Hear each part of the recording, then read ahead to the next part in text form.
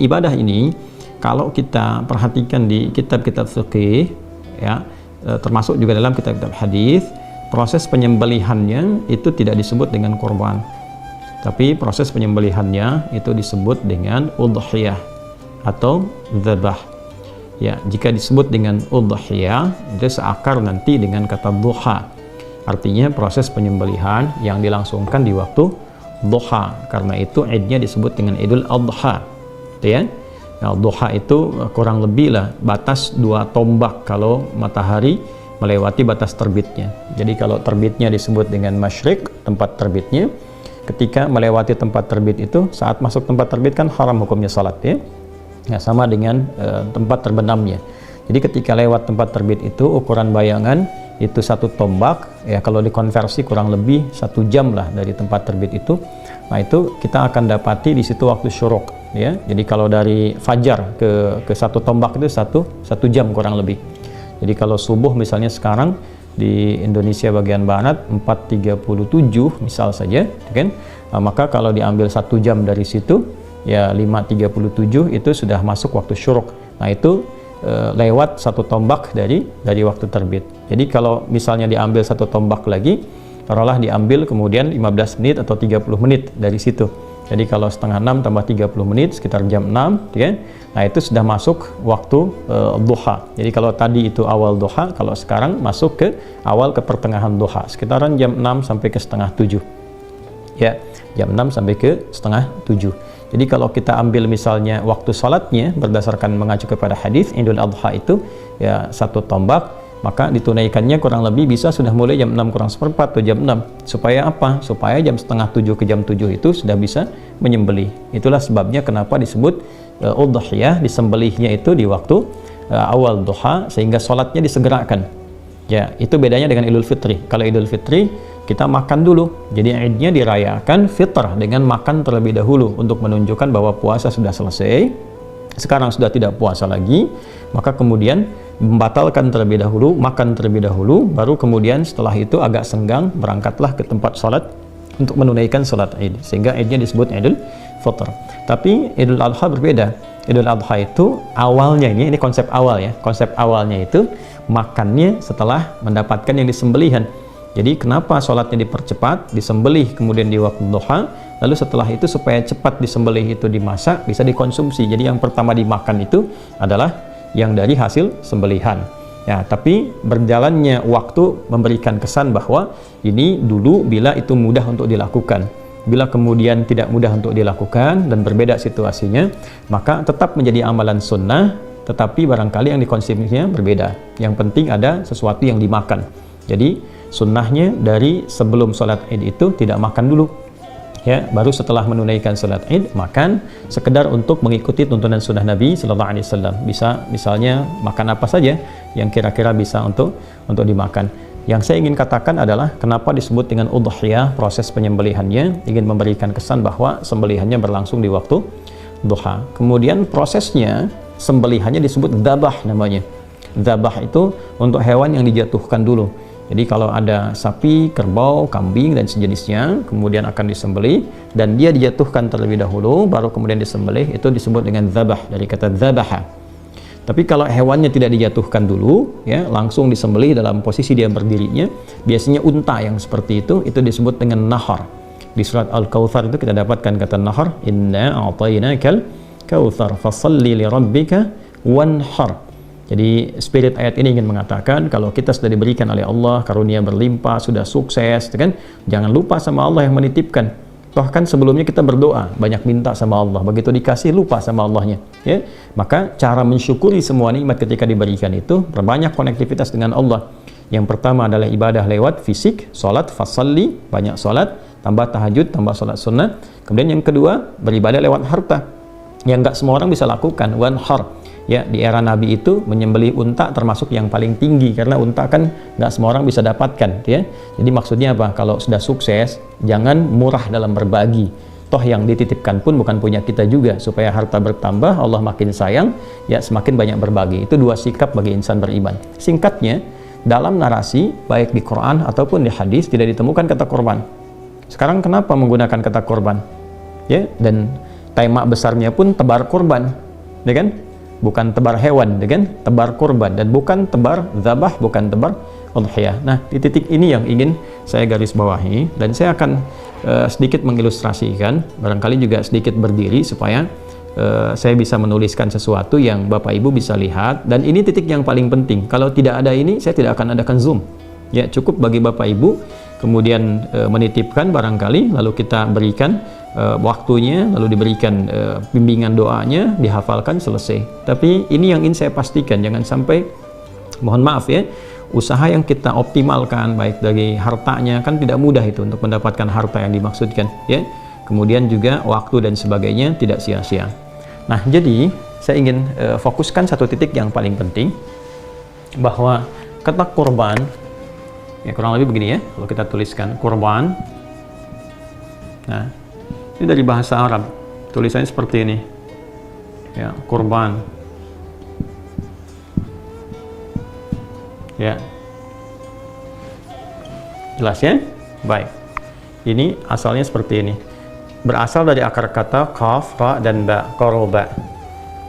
Bila ditambah dengan alif dan nun, ini menunjukkan bentuk superlatif, sesuatu yang sangat, sighah mubalaghah, ya.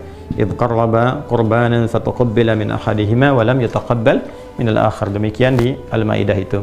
Perhatikan baik-baik, fokus. Jadi korban itu asalnya bukan menyembelih, ya. Pada dasarnya dikata korba yang berarti dekat, ya. Kalau dijadikan bentuk superlatif, bertambah atau menjadi sangat, ya, maknanya, maka rumusnya menjadi seperti ini, fu'lan, u'an gitu ya. Ini menunjukkan sesuatu yang bertambah sangat. Ghafara, mengampuni. Ghufran, yang banyak ampunannya, ya. Jelas ya? Baik. Kemudian ada lagi yang pakai fathah, nggak pakai dhammah, kayak fa'lan. Rahman, yang banyak kasih sayangnya, ya kan? Nah, ini kemudian bentuk ini menunjukkan yang sangat dekat, yang banyak kedekatannya, sangat dekat.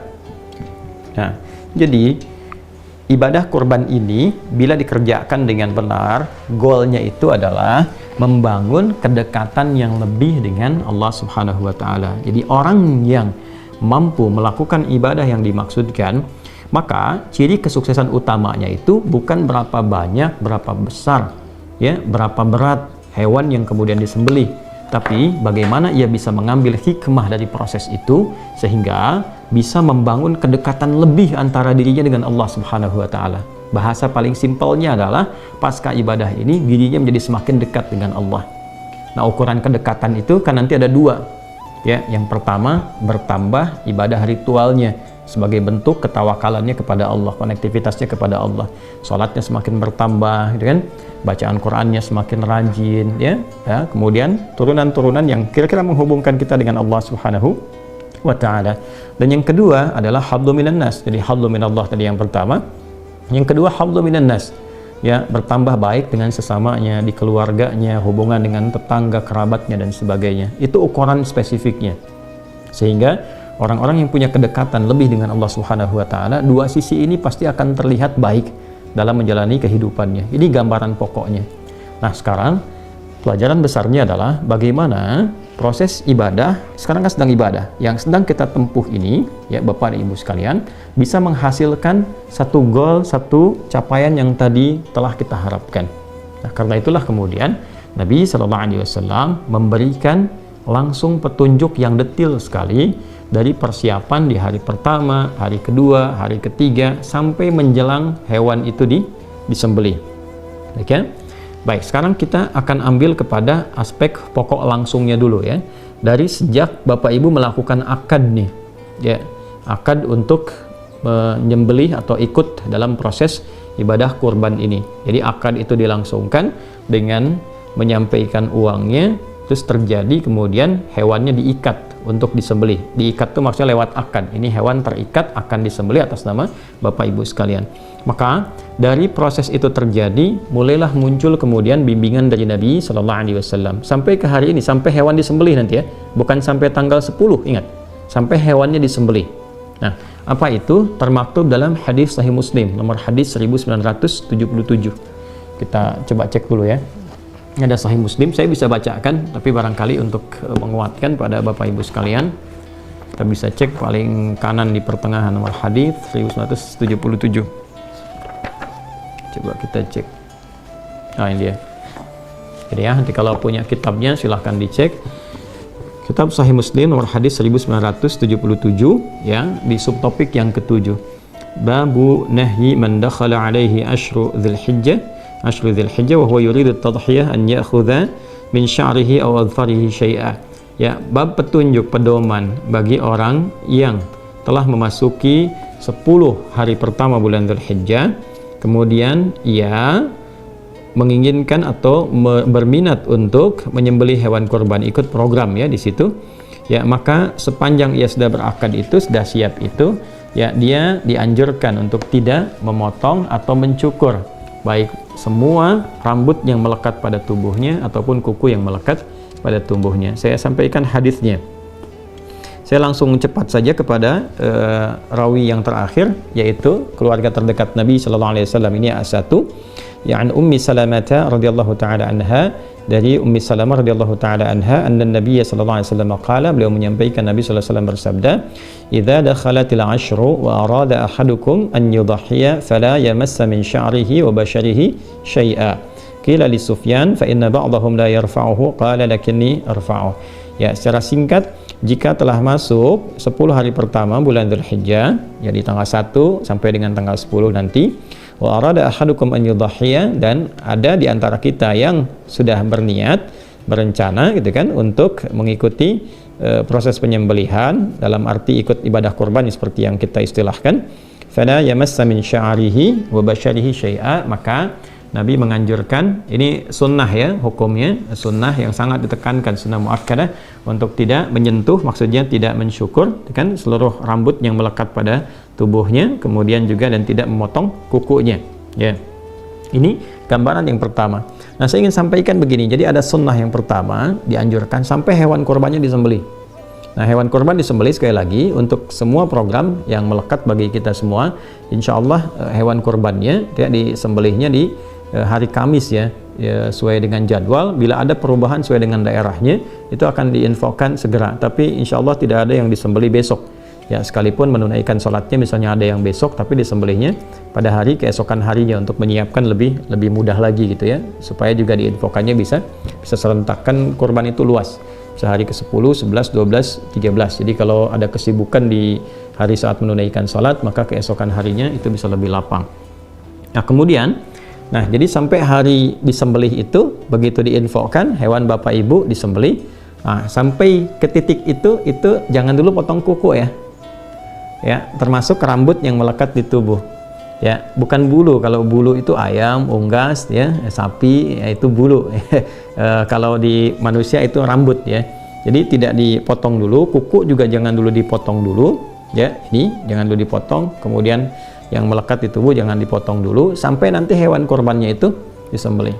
Nah, pertanyaannya kenapa? Ini poinnya. Kenapa? Karena nanti ada juga penafsiran lain yang dimaksudkan hewannya. Tapi kalau saya lebih cenderung kepada orangnya, bukan hewan. Saya ulang ya. Ada yang menafsirkan juga hewannya. Saya sangat menghormati untuk penafsiran itu, tentu juga ada pertimbangan dan alasan, tapi saya lebih condong kepada orangnya, bukan hewannya. Karena kalau kita teruskan bacaan hadisnya sampai dengan ke bawah, itu akan ditemukan kisah. Ya, ini ada kisahnya di bintang 3 di bawah nih ya. Kalau kita bacakan di sini kita akan dapati keterangan. Qala kunna, dikata Hasan al-Laythi, kunna fil hammam qabila al-adha fattala fihi nasun faqala ba'du ahli al-hammam inna Sa'id bin al-Musayyab yaqra'u hadha aw yanha anhu falaqitu Sa'id bin al-Musayyab fadhakartu dhalika lahu faqala ya ibn akhi hadha hadithun qad nusiya wa turika. Ya kan? Nah, ini ada kisah dari Hasan al-Laythi bahwa di era beliau itu menjelang Idul Adha, menjelang disembelih itu, teman-temannya sudah pada pergi ya, ke kamar mandi umum, kemudian ada yang sudah bersih-bersih ya, ada yang mengecat rambut, ada yang cukur-cukur dan sebagainya, padahal hewannya belum disembelih. Maka diadukanlah kepada sahabat Sa'id bin al-Musayyab peristiwa itu, yang mengetahui betul tentang hadis Nabi dimaksud, dikonsultasikan, ini benar enggak gitu, yang dimaksudkan apakah orangnya atau hewannya atau bagaimana.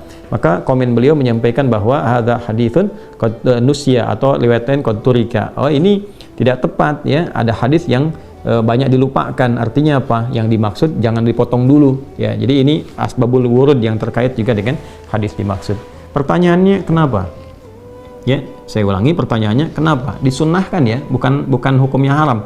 Jadi kalau memang ada kondisi-kondisi yang memang harus dicukur misalnya tidak ideal dengan penampilan tertentu atau ada keperluan yang sifatnya lebih penting misalnya untuk dilakukan tapi penampilan tidak sesuai ya boleh-boleh saja, tidak ada masalah.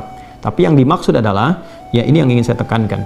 Nah, Bapak Ibu sekalian, ada anugerah besar di balik ibadah ini yang diikatkan nanti terkait dengan korban. Berbahagialah bila di antara kita diberikan oleh Allah Subhanahu wa taala kesempatan untuk berkorban dan mengikuti runtutan ibadah dari tanggal 1 sampai dengan hewan korban itu disembelih. Karena itu esensinya, itu menghadirkan nilai yang sama seperti orang yang haji. Walau dia tidak berhaji, ingat. Jadi bukan mendapatkan pahala haji, bukan. Kalau ingin pahala haji, ya berhaji. Yang dimaksudkan adalah mendapatkan value dari ibadah haji, yaitu sifat mabrur. Ya, kalau kita baca di hadis Muslim di kitab yang sama, nomor hadis 1349 dari sahabat Abu Hurairah radhiyallahu taala anhu, Nabi SAW menyampaikan wal hajjul mabruru laisa lahu jazaa'un illal jannata. Haji mabrur itu, nah itu value-nya mabrur. Ya, mabrur itu bukan makbul. Kalau makbul diterima. Nah, ukuran diterimanya itu apa? Ada value-nya namanya mabrur. Nah, value yang dikerjakan oleh orang haji ini itu bisa diraih ya oleh orang yang tidak haji. Tapi bukan berarti mendapat pahala haji, ingat ya, berbeda antara pahala dengan value-nya, dengan nilainya, dan itu tinggi di hadapan Allah. Jadi kalau sama-sama dapat itu, dapat apa nih? Kalau di sana laisa lahu jazaa'un illal jannah, yang di sini dapat apa? Ya. Nah, saya ingin balik dulu, dan ini sebagian telah saya terangkan juga.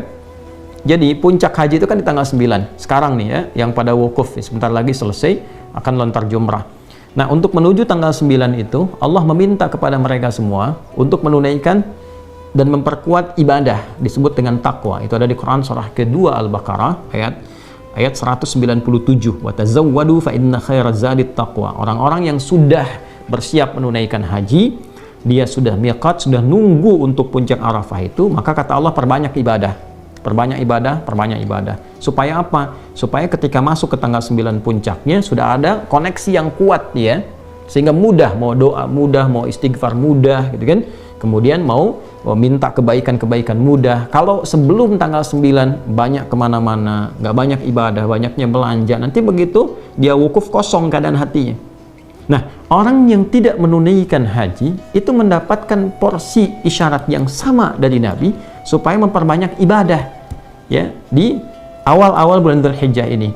Dari mana taunya? Nanti kita temukan misalnya di Al-Bukhari nomor hadis 969. Dari Ibnu Abbas radhiyallahu taala anhuma, Nabi SAW menyampaikan ma min ayyam al-amalu salihu fiha ahabbu ya au fihinna ahabbu ila Allah min hadhil ayyam al-ashr. Tidak ada satupun perjalanan hari ya saat seseorang menunaikan amal saleh itu naik status amal salehnya dicintai oleh Allah, yaitu 10 hari pertama di bulan Dzulhijjah. Jadi ketika orang yang haji itu perbanyak ibadah, orang yang tidak haji pun, kita ini maksudnya di sini ya, itu diminta oleh Nabi sama lakukan ibadah juga ya, tingkatkan sholat, latihan banyak puasa, kemudian berusaha banyak Quran, berusaha banyak baca Quran atau interaksi atau berzikir gitu kan. Untuk apa? Untuk puncak tanggal 9. Jadi di sana tanggal 9, di sini tanggal 9. Ini poinnya. Nah, di tanggal 9 itu ada apa? Kalau yang di sana wukuf, di sini puasa. Jadi kalau kita ambil yang di sana wukuf, di sini puasa. Puasanya kita bisa lihat misalnya di hadis riwayat At-Tirmidzi nomor hadis 749 ya, dari Nabi sallallahu alaihi wasallam, beliau menyampaikan siyamu yaumi arafah anni ahtasibu 'ala Allahi ay yukaffira sanata allati ba'daha wa sanata allati qablaha. Ini poinnya penting sekali nih Bu ya, Bapak, teman-teman sekalian. Jadi kata Nabi, puasa yang ditunaikan di hari ke-9 itu pada momen Arafah. Jadi yang di sana momentumnya, yang di sini itu harinya, hari dalam arti waktu. Jadi maksudnya apa? Waktunya tanggal 9, boleh jadi ada yang sama, boleh jadi ada yang berbeda. Tapi kalau masuk di waktu itu, lakukan seperti orang yang wukuf amalannya. Ya, maksudnya apa? Kalau di sana hanya sekedar wukuf, wukuf kan berdoa, minta ampun, beristighfar, muhasabah diri. Di sini pun bukan sekedar nahan lapar dan haus, tapi ikut muhasabah juga. Ya, ikut minta ampun kepada Allah. Jadi bukan puasa biasa. Ya, biasanya kalau saya suka melihat kapan di sana wukuf tuh jam berapa ya, saya suka ukur tuh.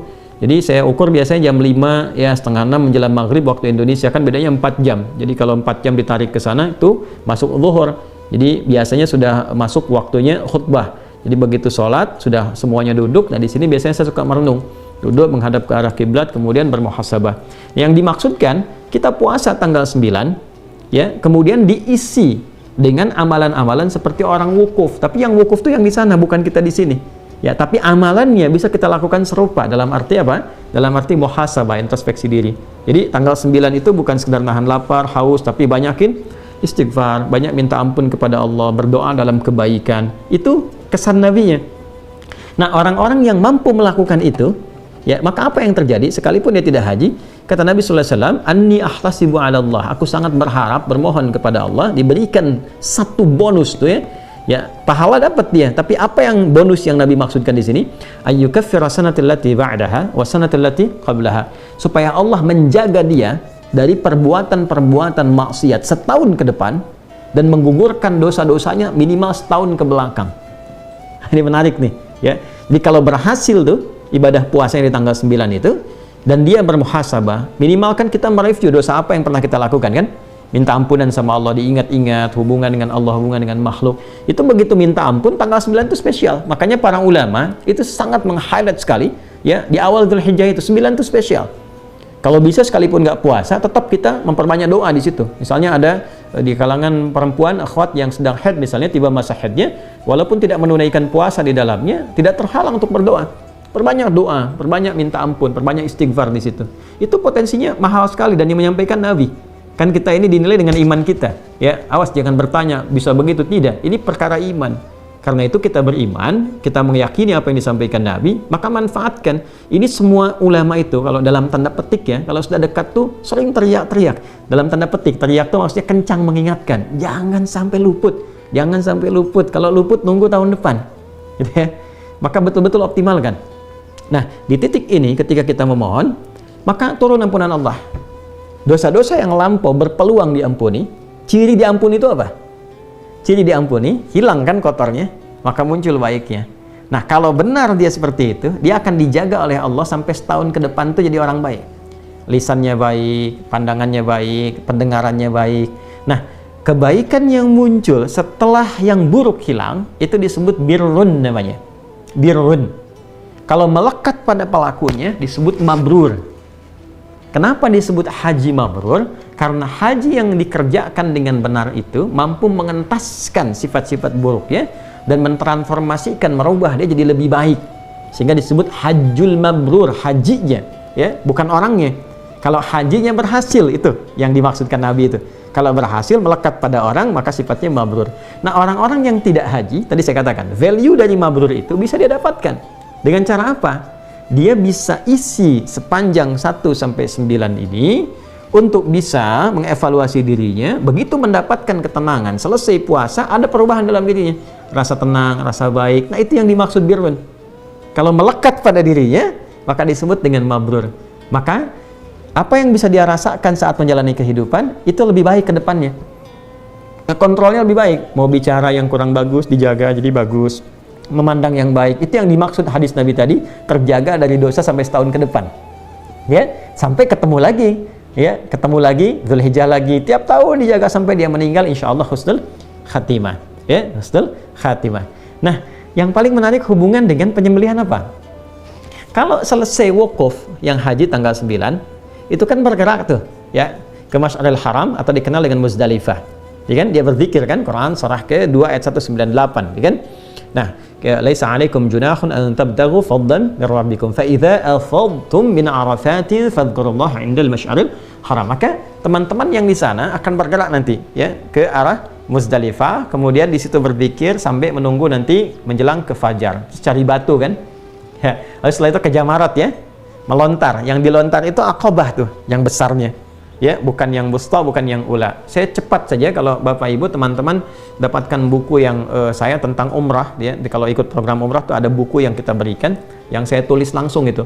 Jadi kami jelaskan betul kenapa Aqabah, kenapa disebut wusta, kenapa ula, kenapa urutannya begitu gitu, ya.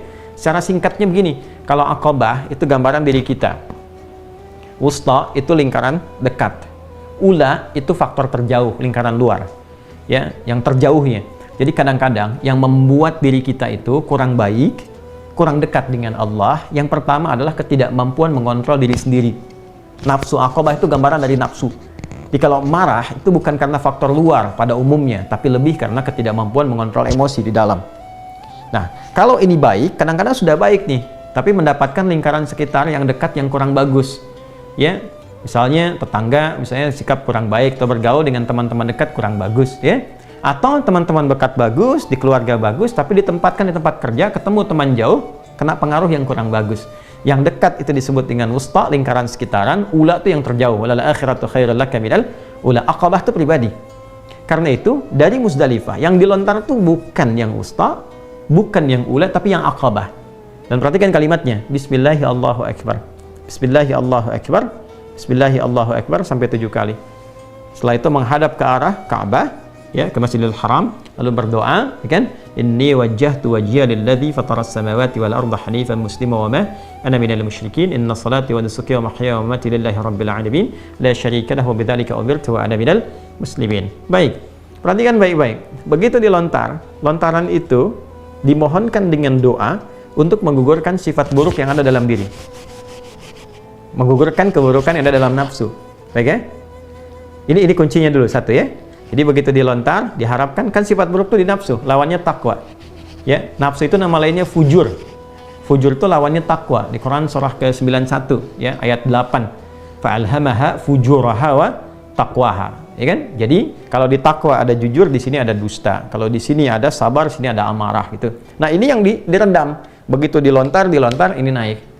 Nah, sifat takwa itu sifat dasar malaikat. Nafsu itu sifat hewan. Makanya disebut manusia makhluk hewani, hayawanun natik, hewan yang bisa bicara, tapi punya sifat takwa. Kalau hewan nggak ada takwanya, ya malaikat nggak ada nafsunya. Di malaikat benar terus, Quran surat 66 ayat ke-6, hewan itu punya potensi salah terus. Ya? Nah, itu sifat hewani. Yang tidak haji, maka disimbolkan dengan syariat penyembelihan hewan. Yang di sana lontar. Jelas ya? Maka yang di sini menyembelih. Hakikatnya bukan hewannya. Hakikatnya itu saat menyembelih itu adalah ya menggugurkan sifat-sifat hewani yang dominan sehingga menutup peluang-peluang sifat takwa yang baik yang seharusnya muncul.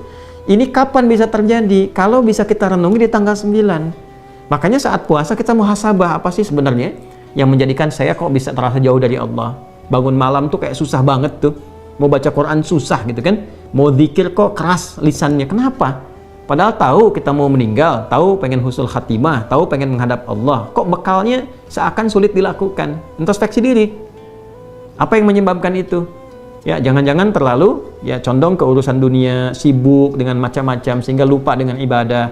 Ya, sibuk dengan fisik, sibuk dengan pikiran. Kan ada intelektual, ada fisikal, ada spiritual. Orang kalau terlalu sibuk dengan intelektualnya, rupa makanan untuk rohnya, kaku untuk ibadahnya. Ya, pun demikian, kenapa dengan orang-orang sekitaran misalnya kurang baik, kenapa dengan keluarga tidak baik, dievaluasi sampai kita menemukan itu. Maka kita bertekad dari dalam diri kita. Kalau kita mengandalkan orang kan susah kan? Tapi kalau kita bisa dalam diri kita benahi, maka untuk datang ke masjid, untuk ibadah, untuk sholat itu lebih mudah. Ya, untuk mengatakan sesuatu yang baik itu lebih mudah sepanjang kita lebih bisa membuka hati. Ya, kan take off itu kalau tenaganya kuat bisa terbang sendiri kan? Ya, makanya apa yang harus dilakukan? Ketika yang di sana melontar, di sini menyembelih. Dan tidak semua orang bisa memiliki ya sesuatu untuk disembelih. Jadi berbahagialah ketika kita diberikan kesempatan oleh Allah untuk bisa menyembelih dalam arti untuk menunaikan ibadah ini, itu mahal. Itu mahal sekali hikmahnya. Tapi jangan sampai berhenti di sekedar saya pesan ya, sekian. Bukan itu yang diinginkan. Ya, kalau cuma begitu ya Bapak Ibu bisa lakukan dimanapun. Yang ingin saya tekankan adalah jangan sampai gagal saat itu disembelih. Jadi sampai ketiba waktu penyembelihan itu, walaupun sudah misalnya lewat nih tanggal 9 misalnya, lewat tetap renungkan, isi dengan takbir, isi dengan tasbih, lihat sekitaran, evaluasi dengan kerabat terdekat, sehingga hasilnya nanti bisa dirasakan pasca hewan itu disembelih. Begitu hewan disembelih, perhatikan baik-baik ya, baik saya, Anda, kita menyembelih secara langsung atau diwakilkan oleh orang lain yang menyembelih dan waktunya disampaikan. Tapi kalimatnya sama ketika disembelih. Bismillahirrahmanirrahim. Satu. Ya kan? Coba lihat yang di sana lontar Bismillahirrahmanirrahim, di sini Bismillahirrahmanirrahim dan menghadap ke kiblat. Setelah itu, ini yang sering lupa. Setelah itu selesai disembelih, segera menghadap ke kiblat, membacakan doa. Dan ini doanya sunnah. Kalau kita lacak di kitab hadis banyak doanya.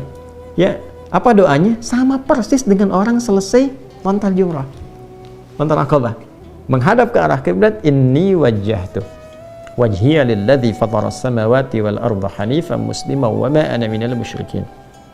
Inna salati wa nusuki wa mahyaya wa mamati lillahi rabbil alamin la syarika lahu wa bidzalika umirtu wa ana minal muslimin atau wa ana awwalul muslimin. Ya Allah, sungguh aku saat ini menghadapkan diriku sepenuhnya kepadamu. Maksudnya bertawakal, maksudnya sepatuh-patuhnya. Jadi kalau kita mengatakan inni wajah, itu komitmen yang kuat untuk patuh. Dalam bahasa Arab itu begitu, ya. Hadapkan diriku sepenuhnya kepadamu penguasa langit dan bumi. Sungguh sekalipun aku sholat, aku ibadah, ya, manasik, ya, atau aku menyembelih sampai sekarang, atau bahkan aku hidup atau aku wafat saat ini, ya, aku semua jadikan tawakal kepadamu. Aku berjanji tidak akan pernah menyimpang apalagi berbuat musyrik, dan mulai saat ini, nah ini poinnya, mulai saat ini aku berkomitmen akan patuh kepada semua tuntunanmu. Ingat loh, kalimat itu ada satu komitmen yang dibangun. Jadi setelah itu disembelih kita mengatakan wa ana minal muslimin, aku termasuk hamba yang muslim, maksudnya aku akan patuh kepada semua ketentuanmu yang diberikan petunjuknya oleh Rasulullah sallallahu alaihi wasallam. Ya kan? Nah, baru selesai itu.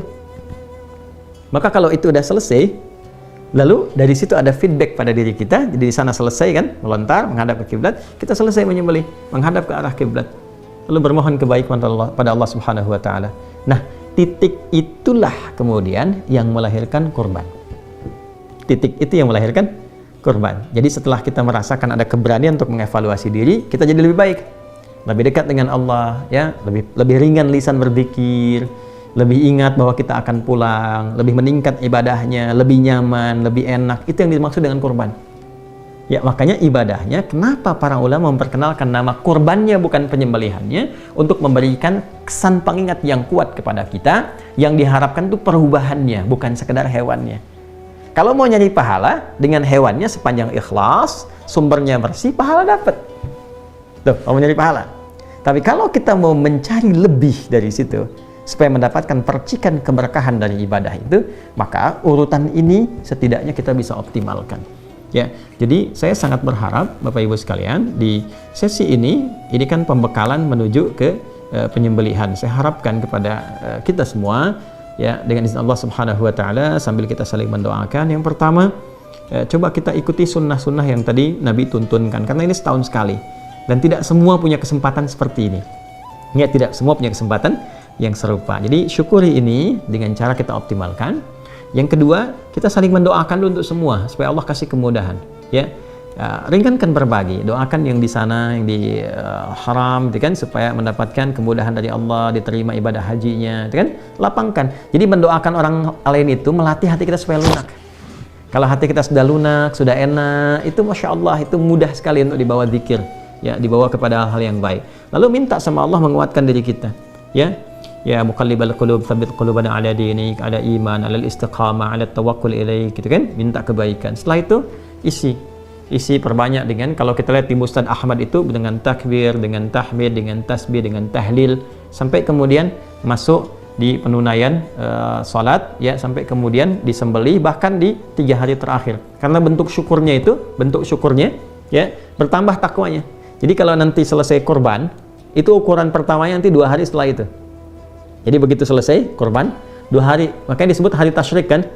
Hari tasyrik itu, ya, itu 2 sampai 3 hari kan, 11, 12, 13. Standar kecilnya 2 hari. Quran surah ke-2 ayat 203. Wadhkurullaha fi ayyamin ma'dudat faman ta'ajjala fi yawmain. Itu disebut nafar awal, ya. Kemudian ada yang nafar akhir, ya, ada nafar akhir ditambah dengan 3 hari. Intinya apa? Ada ujian tuh di 2-3 hari itu, merasa kenikmatan nggak? Ya, merasa senang ibadah nggak? Tambah nggak? Ya, hubungan baik nggak dengan sesama dan sebagainya. Kalau kita dapat itu ciri pertama bahwa kurban kita bukan sekedar diterima oleh Allah, tapi ada berita baik bahwa kurban itu telah memberikan perubahan dan keberkahan dari sisi Allah kepada kehidupan kita. Nah, tapi untuk siapa? Limanit taqa. Coba baca Quran surah kedua ayat 203 tuh, paling kiri sebelah atas. Wadhkurullaha fi ayyamin ma'dudat faman ta'ajjala fi yawmaini fala itsma 'alaihi wa man ta'akhkhara fala itsma 'alaihi limanit taqa. Ya, jadi yang di sana mabit di Mina, ya kan? Di mabit di Mina itu kan untuk mengevaluasi diri, nambah ketaatan nggak? Yang di sini, ya, sama. mengevaluasi pasca penyembelihan. Walaupun sedang liburan, tuh ingat sholat gak? Masih bisa tahajud gak? Masih bisa baca Quran gak? Terus perubahan kebaikan interaksi kita nambah gak? Nah itu esensinya.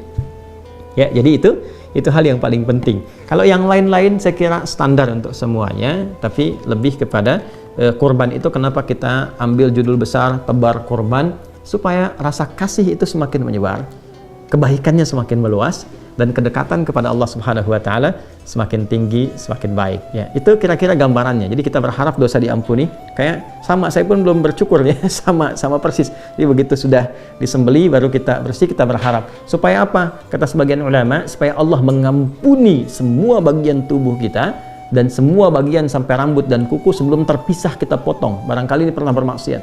Ya kan? Kemudian bagian ini pernah bermaksiat, jadi sebelum dicukur, sebelum dipisahkan, ini Allah sudah ampuni, jadi bersih saat dipisahkan dari bagian tubuh kita. Nah, itu diantara hikmahnya. Ya, ini hal yang terkait dengan pembelajaran, pembekalannya, saya kira sangat jelas sekali ya, untuk bisa dipahami dengan baik. Tinggal teknis, baik ya. Di lapangan, Bapak Ibu sekalian, alhamdulillah sudah ditebarkan hewannya, tinggal menunggu waktu penyembelihan, dan saya secara pribadi memonitor. Ya, memonitor secara pribadi, dan alhamdulillah tahun ini jadi semakin luas. Mudah-mudahan dengan keikhlasan saya sangat mengajak pada kita semua, kita berusaha ikhlas. Ikhlas itu sudah melapangkan semua apa yang telah dikerjakan, tawakal pada Allah. Jadi hasilnya serahkan pada Allah. Yang penting kita sudah ikhtiar, ya. Nah, ini yang akan menentukan penilaian Allah Subhanahu wa taala pada kita semua. Nah, poin terbesarnya alhamdulillah hari ini di tahun ini maksudnya semakin meluas dan semakin beragam untuk penerimanya. Kalau kemarin itu kita fokuskan ke daerah-daerah tertentu, kita hanya batasi 100, sekarang kita buka ada sekitar 210 kambing. Kemudian sapinya ada 11. Itu pun saya minta cukupkan dulu karena mengingat waktu untuk koordinasi. Jadi kita tidak sembarangan. Ya, kita betul-betul kami minta timnya datang ke lokasinya, memastikan dibikin kemudian tandanya betul-betul orangnya itu tertulis dengan benar, setiap hewannya diserah terimakan, ada kemudian panitia setempatnya diberi arahan lagi, jadi semua terkoneksi ya, dan dokumentasi dan semuanya, dan yang paling penting waktu supaya bisa diinfokan saat akan disembelih. Alhamdulillah saat ini jadi ada kita bagi tiga bagian ya. Ada bagian pertama wilayah-wilayah yang dalam tanda petik ya, ada wilayah fuqara ya, orang-orang yang butuh perhatian gitu kan. Yang kedua adalah yang korban gempa, khususnya wilayah Cianjur yang kemarin dan sekitarannya itu, ada yang masih mengungsi, ada yang masih di tenda sebagian dan sebagainya. Yang ketiga adalah imigran yang memang di bawah UNHCR yang saat ini, dan memang sangat memprihatinkan juga. Itu ada satu wilayah yang nggak perlu saya sebutkan karena kita sedang sekarang tersambung dan live Zoom. Ya, itu ada mereka beberapa negara yang memang sangat sulit untuk menemukan daging apalagi. Jadi kita supportkan ketiga bagian ini dengan 4 atau 5 wilayah berbeda. Jadi bercabang, tapi kita sampaikan juga update-nya, dan ada penanggung jawab di setiap wilayah-wilayahnya sampai ke orang per orangnya. Insya Allah rapi, tersusun di bagian-bagiannya. Tapi yang paling penting disampaikan adalah hewannya, Bapak Ibu sekalian, itu disembelihnya di hari Kamis. Saya ulangi ya. Hewannya disembelihnya di hari apa? Kamis, ya.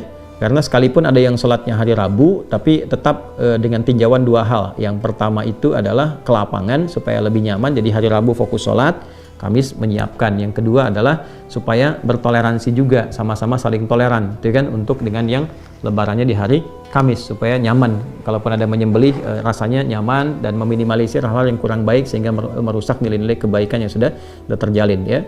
Jadi itu hari Kamis, tapi ada kemungkinan satu daerah ya itu ada 2 sapi tapi atas nama perorangan yang kemungkinan dilakukannya itu di hari Jumat. Satu daerah saja, di daerah Menes 2 sapi itu ya, daerah perkampungan, yang di situ Masya Allah itu bisa menjangkau luas sekali, berapa mungkin ratus atau mungkin ribu orang yang ada di situ ya.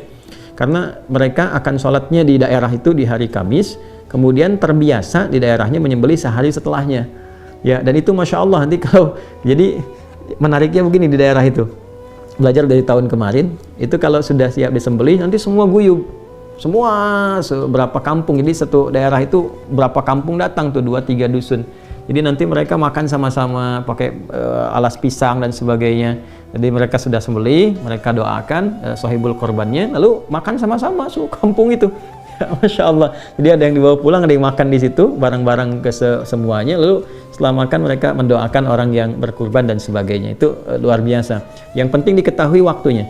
Jadi kalau nanti sudah diketahui waktunya kapan, ya, dan diinformasikan, mungkin nanti ada yang tersambung juga, ya, pada saat itu. Nah, ibu bapak langsung bisa melakukan seperti tadi yang saya sampaikan, ya. Misalnya, Bu, kurbannya ibu atau Pak, kurbannya bapak disembeli jam sekian, ya. Kan? Maka di saat yang sama, begitu disembeli, saat yang sama menghadap ke arah kiblat. Saya ulang ya, menghadap ke arah kiblat, Anda mengatakan inni wajjahtu wajhiya lilladzi fataras samawati wal arda hanifan musliman wa ma ana minal musyrikin. Inna salati wa nusuki wa mahyaya wa mamati lillahi rabbil alamin la syarika lahu wa bidzalika umirtu wa ana minal muslimin. Bacakan ini. Kalau biasa yang iftitahnya pakai yang wajah tuh, ya, ini tinggal tambahkan inni wajah tuh, itu lebih mudah sampai ujungnya. Setelah itu, ya, silahkan berdoa menghadap ke arah kiblat, singkat aja berdoa, ya, minta diampuni dosa, minta dilancarkan rizki, minta oleh Allah diberikan sisa hidup yang baik, diwafatkan dalam keadaan husnul khatimah. Minta itu, saya mohon sebesar-besarnya, minta, ya, jangan dianggap ringan, ya, mohon minta, sekali lagi mohon minta, itu setahun sekali tuh, ya. Sekalipun Anda misalnya sekarang yang Zoom-nya ada yang hanya dibuka, dengar apa, tapi mohon untuk yang satu ini tolong minta, ya. Jadi tanya kepada panitia di lapangan, yang saya hari apa, jam berapa. Jelas ya? Baik, setelah itu silahkan potong kuku. Ya, kalau ada yang laki-laki misalnya mau cukur kumis atau apa, dirapikan, persilahkan. Silahkan sambil potong itu juga, ya, minta ampunan pada Allah Subhanahu wa taala. Misalnya Allahumma gfirli atau rabbighfirli, ya, boleh. Kalau mau dilekatkan dengan orang tua, silahkan rabbighfirli wali walidayya warhamhuma kama rabbayani shaghira, boleh sambil potong. Ya. Ya, saya mau ajarin sedikit ya cara potong kuku nih, di sunnahnya. Jadi kalau mau potong kuku, ini sunnah ya, sekalipun tidak di hari-hari awal Idul Adha, misalnya di hari Jumat, untuk laki-laki dan perempuan. Ini mulainya tangan kanan, yang ini, yang jari telunjuk dulu. Saya ulang ya, kalau mau potong kuku, dari sini, yang tangan kanan, jari telunjuk, ini sunnahnya. Sudah? Kemudian setelah itu, baru diurut. Kelingking, yang ini, ya, jari manis ya, yang lain asin. Yang ini kelingking, lalu jari ini apa, manis namanya. Kemudian ini jari tengah, lalu jempol. Saya ulang ya, telunjuk dulu yang ini, lalu kelingking, ini jari manis, jari tengah, ke jempol. Lalu pindah ke sini, sama urutannya. Ini dulu, yang telunjuk dulu. Ya, nanti ada yang versinya jempol, kemudian baru kelingking, ke sini, ada yang sama persis, telunjuk, kelingking, ke sini, baru kemudian jempol. Intinya mulai yang kanan, telunjuk dulu. Ini kayak sederhana ya, kayak sederhana sekali, sederhana. Ya, jangan, tapi ini nilainya mahal sekali. Yang pertama, kalau dibiasakan begini, ini ikut sunnah Nabi SAW, ada pahalanya. Yang kedua, dampaknya, tangan ini terjaga dalam kebaikan. Ya, nanti sisi lain kalau belajar tentang, kan di kita itu belajar lengkap, ada tentang bab kepala, ada bab telinga, bab mata, bab lisan, sampai ke jari, sampai ke kelingking, sampai ke semua. Ini ada babnya sendiri. Nah, itu ada petunjuknya, baik di ayat ataupun di hadis, ada. Ya, dan ini akan bicara di hari kiamat nanti. Kalau kita baca Yasin, kan kalau biasa baca Yasin malam Jumat, surat Al-Kahf ya. Al-yauma nakhtimu ala afwahim fatukallimuna aydihim. Nah, aydihim itu yang mana? Yang ini. Ya, karena ini yang sering dipakai. Kalau bikin status kan pakai ini kan, bukan pakai ini. Ya kan? Pakai ini kan. Nah, ini yang makanya di dunia pun fingerprint yang bicara. Ya, sidik jari yang bicara. Nah, ini nanti ada kaitan dengan itu. Jadi, gambaran kalau mau potong kuku. Jadi, silahkan begitu sudah diketahui waktunya, ya, Bapak Ibu nanti akan dihubungi panitia atau silahkan bertanya. Ya, kan karena kita ada kan call center juga, semua datanya sudah urut, ya. Sekali lagi, alhamdulillah hewan-hewan terdistribusikan hari ini, kecuali satu wilayah untuk yang imigran itu besok baru nyampe di wilayahnya. Insya Allah setelah sampai keesokan harinya, jadi semua hari Kamis semua akan disembelih, kecuali tadi yang kemungkinan ada 2 sapi atas nama siapa yang kemungkinan mungkin di hari Jumat, ya. Jadi silahkan nanti menghadap ke arah kiblat, doanya tadi sudah saya sampaikan, lalu potong kuku seperti yang saya utarakan tadi caranya. Setelah itu selesai, tinggal perbanyak takbir, ya, lalu diisi dengan tasbih, tahmid, tahlil di 2 hari pasca itu sampai mendapatkan ketenangan. Jadi bukan berapa banyaknya, tapi baca sampai hati kita tersentuh. merasakan kenikmatan lewat itu sehingga terjadi perubahan. Nah, itu yang dimaksud kurban. Ya, karena itu kami buka programnya kurban, bukan penyembelihan. Ya, kan semua mudah-mudahan berhasil. Ya, sekira itu Bapak Ibu sekalian, semoga semua dirahmati oleh Allah Subhanahu wa taala. Semoga dilancarkan dan dimudahkan. Ya, selebihnya silahkan nanti tersambung dengan panitia teknis di lapangan yang memudahkan segala hal terkait dengan pedoman yang kita bahas bersama itu bisa lancar dan baik. Dan terakhir sebelum saya tutup, bagi yang hewan kurbannya ditujukan dalam niatnya untuk orang lain, ya, baik itu misalnya orang yang telah meninggal atau kerabat, ya, atau juga kemudian misalnya untuk keluarga, maka tidak ada bedanya. Jadi setelah kemudian diinfokan menghadap ke arah kiblat, inni wajjahtu, sampai dengan wa ana minal muslimin atau wa ana awwalul muslimin. Setelah itu berdoalah untuk orang yang diniatkan sesuai dengan hewannya itu.